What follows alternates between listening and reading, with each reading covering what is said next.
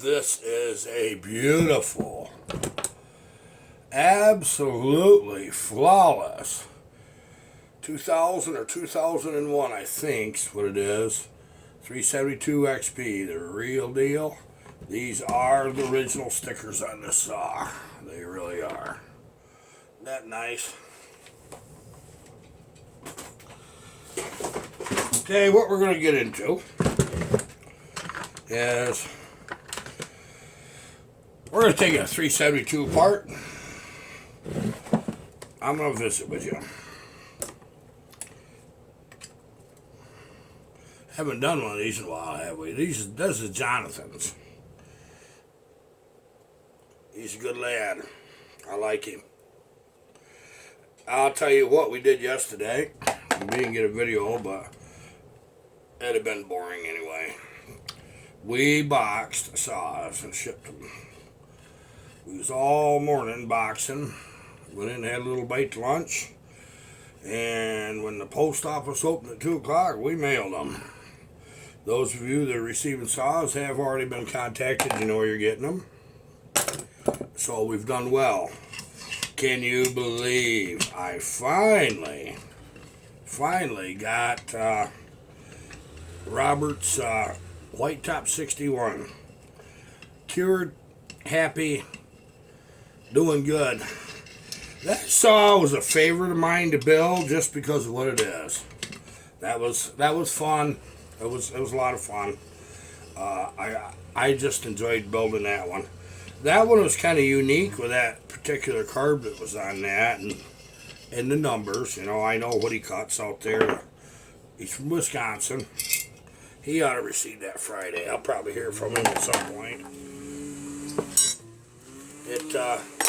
These old saws here are pretty easy to work on. They really are. I enjoy them. Haven't done one in a bit, like I said. You pop your choke off. You push these just push these lines off. I know you can't see it, but I've done it a lot of times. Just push your fuel line, push your vacuum off. The throttle cable, you just give her a little tweak there. Push that ball up and round and drop her. You grab yourself a set of pliers and pull it down out of the sheath. We're putting one of them aluminum holds Pharma throttle cable holders on it. Get rid of that plastic one. We'll see what that boot looks like, but I got an idea. I'll put a new boot on too. I do generally. I mean, a lot of the time. Take a little hook. You want to get that rubber off clean. Get right up underneath that and just pull that. You get your carburetor up. You got to remember to take this little bolt. Sometimes I get in a yank and take the handle right off. Sometimes I wait until I need to. Sometimes I just don't. This is going to be a nice build here. Be a comfortable saw for him to run. I know he's pretty jacked about it. In that spring right there goes in that cylinder. When you take your screws out, you watch, one of them is slightly bigger. That's the one that goes in this spring and on top there. Alright? I might just go ahead and take that handle off. See, I told you it was a boot thing. Isn't that funny? I don't use power tools. Is that why my hands hurt some days? I don't use them. Not on chainsaws, I won't. I won't even take them apart with them. I guess there's nothing wrong with it. You got good control. But I just tell you, that's something I don't do. I like to feel these bolts. I've had saws in here that's been apart a few times, and I can tell you straight out when they've been put together with power tools. First thing I noticed is you got stripped holes. Wadded the ends of the bolt where your Allen goes in, or your Torx, wadded right up. Like I said, I didn't have to, but it does. I gotta admit, it does. I always put stuff right back in the box that it got shipped in. it makes it a little easier for me.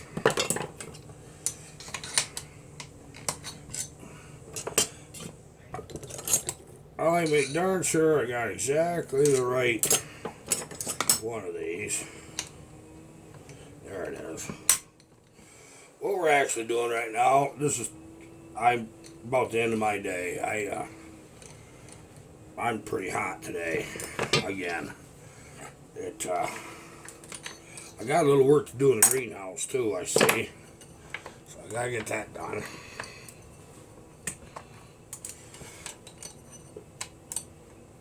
We took in all our parsley and our basil, our oregano. Yeah, we didn't get much basil. A lot of that seed didn't come up. On the end of one of them big boxes, I replanted some spinach. We got lots of time. We can grow a lot of spinach. I did leave in the greenhouse a few basil that they were small. I transplanted them. I didn't think that'd work. It worked beautiful. I couldn't believe we could do that. And but I know you could pick that stuff and just keep getting it right along. But we had quite a mess of that oregano and parsley. We had a lot of it. So we had enough for a year. We grew enough. You know them ricotta or them Parmesan cheese shaker bottles. We filled one with parsley and about 2.5 with oregano. Like I said, the basil, it wasn't cooperating very much. Get that started up out of there. Then you just grab your vacuum line here and draw it through your rubber.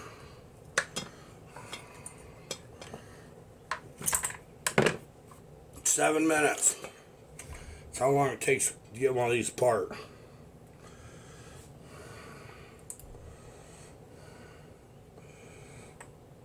It's got a new piston and cylinder on it.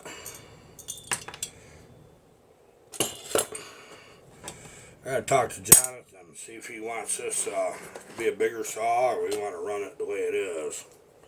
We can do either one. I just want to make darn sure that cylinder's good. If he wants to run this one, we can run her.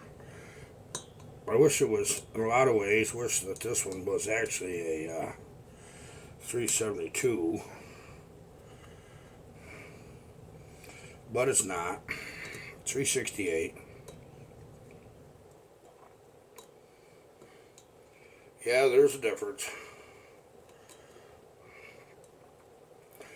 I'll tell you what, I've run some of them 368s that you couldn't tell the difference. I know some of you guys did too. They were a good saw. Wasn't nothing working wrong with them at all. But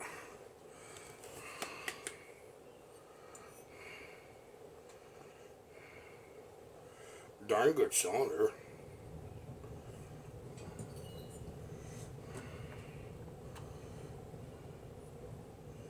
This has got an odd little mark on it, but nothing crazy. Rod's good, no color. The end of that rod right there, that crank, is blue. Watch yourself, you're gonna have trouble. You really are.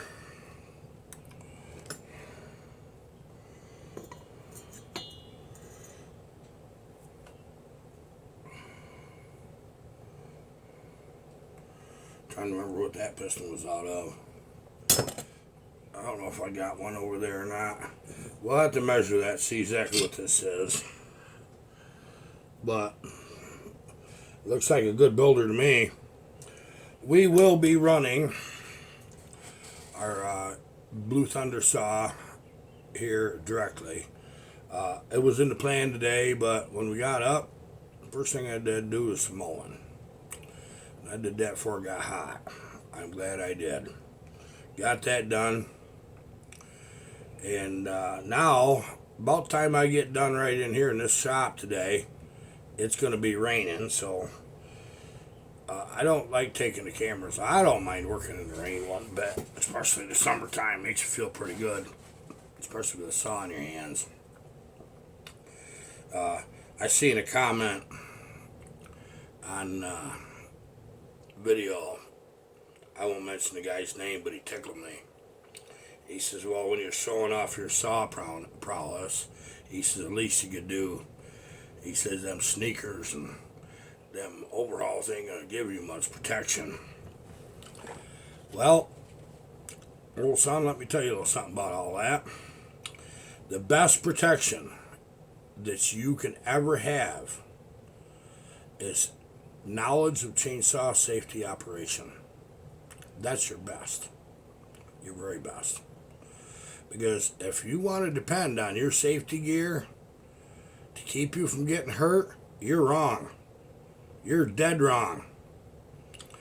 When I'm wearing chaps, I wear the heaviest ones they make. And my boots, same thing. But if you think just leather work boots with steel toe is going to save it, no. Don't get complacent when you're wearing your gear, guys. Don't. Because I've seen some of them chaps. They slowed up the cut, but they didn't hold up completely. I've seen some mangled legs. The biggest ever risk, I don't know what the percentage would be, probably 80% of the time, that somebody gets hurt that I know about, they get hit right there in the face. Bam, right there. Kick back. That falls into chainsaw safety. Rarely have I ever seen anybody hit their foot. I mean, and I've been around this block for decades. And, but I'll tell you, when I got hit with a saw, I was wearing every darn piece of safety gear that they made at the time. I understand they got the shirts now. I couldn't do it. But I'm going to show you something. Right there. You can see that right there. That's a chainsaw. Oh, yeah. Went in there and bounced around for a while. Yeah.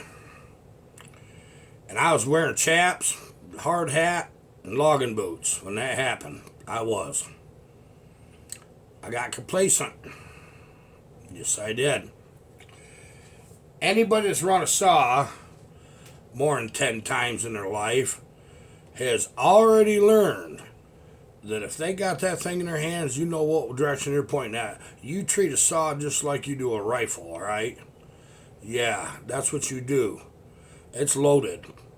Even if it ain't loaded, it's loaded. Just the way it is. Both of them. A saw will kill you. It'll mangle you. And sometimes your gear ain't enough.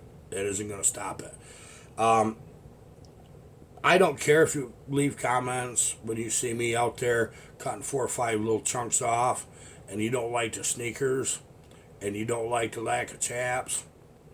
That's on me. It's not on you. If something happened, it's because I got complacent. I'm more on edge when I don't have chaps on than when I am. I'm safer when I got the no chaps. Now, if I'm out there and I know I'm going to be out there part of a day or better, or I'm really working with a saw for real, no, I wear my gear. I don't mess around with that. No. Because you're adding. You can have problems. You really can. But I've said this before and I'll say it again. There's times when your gear is more dangerous to wear it than it is not. And I mean that. I'm not saying that's the thing to do. I'm saying that's a personal choice for you. I won't knock you, whatever you do. Just be aware of what you're doing. Yeah. That kind of followed along with that seatbelt law they came out with years ago here. I didn't like that too much either. No, I didn't. And it is what it is. Bill Black, how you doing, buddy? Mikey Yo-Yo, Daryl Burgess. I talk to these guys a lot. I really do. We got some pioneers coming up. We got Ben's P62. That's going to be a little ripper. I'm trying to frickin' find them where to get them Boysen reeds. I got Boysen's number this morning. I'm gonna call him direct and see what I can find out. It's always been a great mystery. I had somebody send me a couple sets and I used them. And but I think we got two Pioneers right here to build for Buck and Billy. And as soon as we get Hogan's saw shipped back, about time you see Hogan's saw and Buck and Stanley is about when we're going to get into building some Pioneers. By that time, I'll get these 372s out of the way.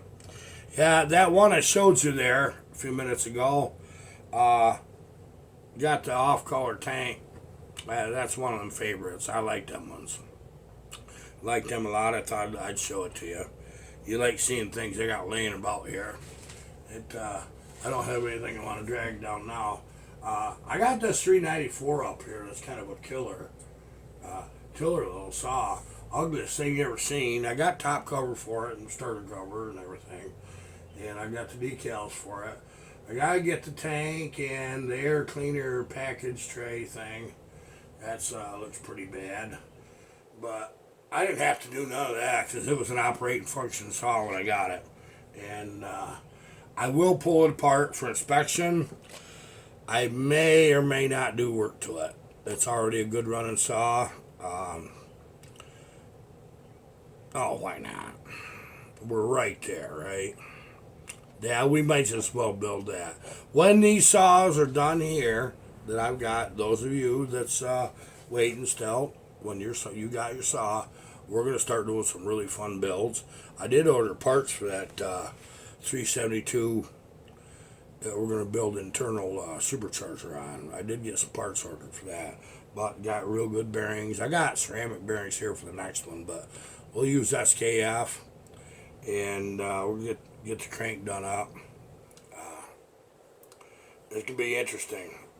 I got 272 to build for my buddy Eric. He needs one of them, I think. And it's hot. I'm miserable, actually. I got my overhead fan on. We got a pretty decent ceiling fan here. I'm running that on high, and I'm getting some air movement in here, but it gets to the point later afternoon that it's just too hot for me. Okay, so we got that, and I'll show you one that I got apart, and you'll get a kick out of this one. Let me put this saw back, right back in the box.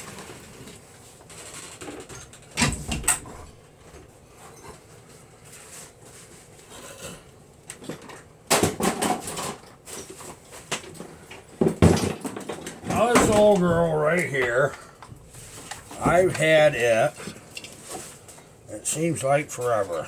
I was quite young when I got this one, and it don't look like much right now. This is an old original 044 flat top, and we took that apart earlier this year for inspection. You know what's funny? I will promise you this saw has cut at least 20 million feet of timber on Doyle. I'll guarantee it. Them bearings and that rod are as pure as driven snow. There is nothing, absolutely nothing. Just dumbfounded. I was going to split the cases and do all kinds of crazy stuff. Why would I? I can't get nothing out of that. That grubby old bugger. Years ago, I was running a Tree Farmer C7D with an old 453. That 453 had the blower on it and the turbo. Come out with a dump truck. I run that handle through the winch cable, had a loop of it dead, broke it. Well, we did a on-site patch about 15, 20 years ago with some safety wire. That ain't the first one I've seen done that way since, but I did that to this old girl. And you know, I was going to buy a new gas tank, but you can't get them now. You can get that repops. But if it's working, let it keep going that way. I think I got some parts down here for the saw. You guys like to see a 44 back together, wouldn't you?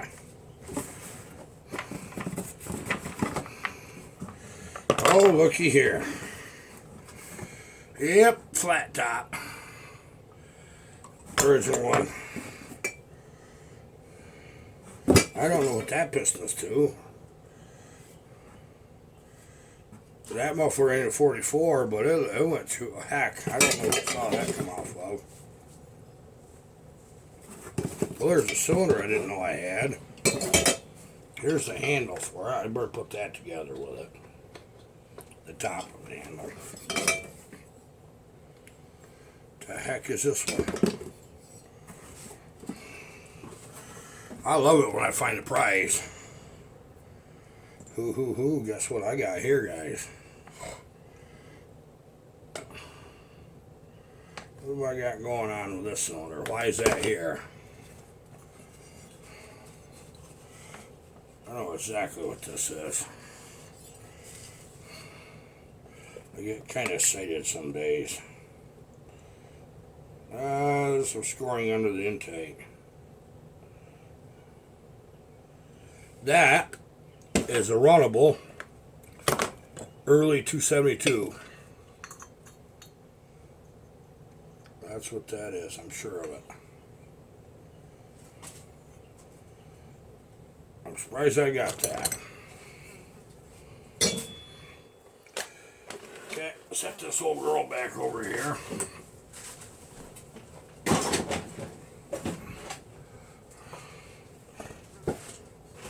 Let me tell you something about the temperature. I seen in the comments when you guys saying, boy, Don, we get about dying of heat stroke here in New York. Yeah, you ain't kidding. And Tim Barden said it was hot up there. He's an hour from me, an hour north. And he don't like the darn temperature either.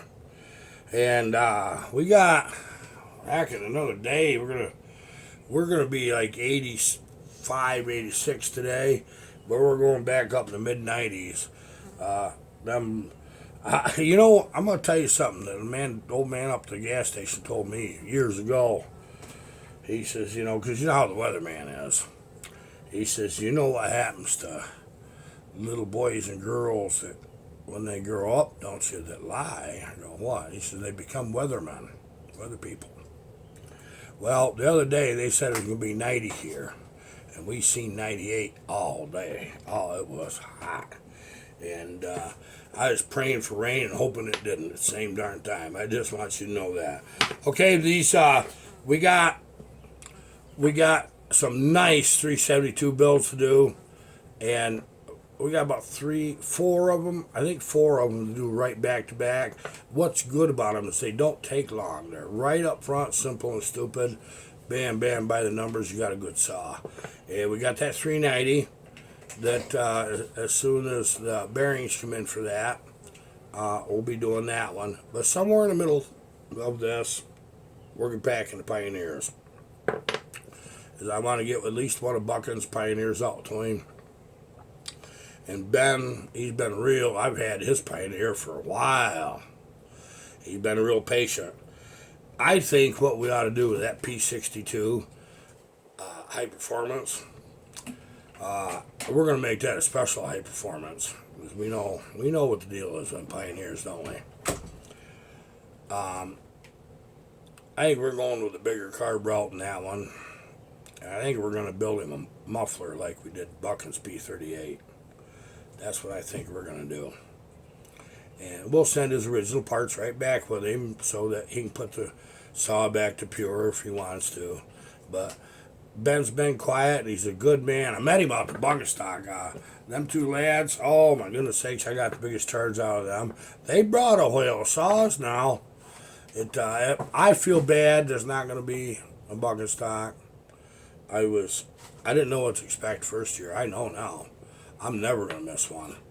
That was a riot. The people were fantastic. If you haven't seen any of the videos, if you go back into September on mine and Buck and Billy's, and I think Nikki Walsh, somebody else has got some Buck and videos too, and that was a good time. That was good times. I'll never forget it as long as I live. That's the memory makers right there. I don't care who you are. You're gonna like that. You really are. I wish there was a way to do something. I've thought about it here, but I'm afraid that the powers that be are gonna cry wolf come September, and we're gonna be in a lockdown. That's what I'm afraid is gonna happen. So be it. So be it. We'll all sneak off and we'll go somewhere and do something, and we'll have fun at it. Hopefully, maybe by next year, all this will die down and people will forget about it. So you got to get past November, that election thing. That's what you got to do. And then all of a sudden, you're going to see after election, oh, well, gee, it wasn't as bad as we thought. Somebody read the numbers wrong. Oh, we did something and it all went away. You watch. You heard it here first. Okay, that's it for now. Goodbye.